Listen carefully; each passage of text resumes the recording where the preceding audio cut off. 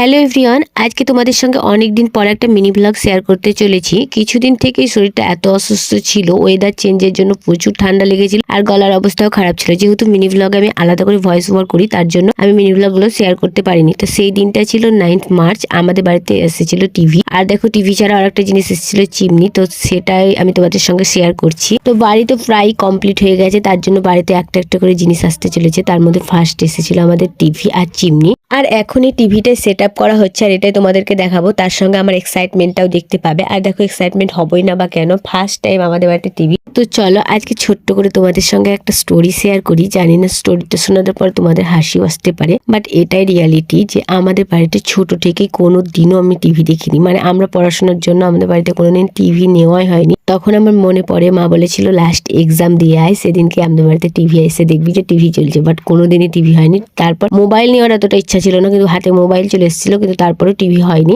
আর এখন যখন বাড়িটা প্রায় কমপ্লিট হয়ে গেছে, তখন তো টিভি নিতেই হবে, তার জন্য টিভি নেওয়া। আর দেখো টিভিটা আসার পর আমার শুধু মুখের হাসিটা দেখো। মানে কি জানো, আমার সব থেকে ইন্টারেস্টিং ব্যাপার কি ছিল যে আমি আমার সমস্ত ভিডিওগুলো টিভিতে দেখতে পাবো। যখন আমার 1 লাখ সাবস্ক্রাইবার কমপ্লিট হয়েছিল, তখন আমি অনেকেরই দেখতাম যে সাবস্ক্রাইবার কাউন্ট করতো স্ক্রিন শেয়ার করে টিভিতে, কিন্তু আমার সেটা করা হয়নি যেহেতু আমাদের টিভি ছিল না। তো এখন হয়েছে, সেটা তো পারবোই, তার সাথে আমার সমস্ত ভিডিওগুলো আমি টিভিতে দেখতে পাবো। এটাই আমার খুব ভালো লাগছে। আর হ্যাঁ, তাছাড়া আরেকটা পয়েন্ট ছিল, আমি অনেক কারো ভিডিও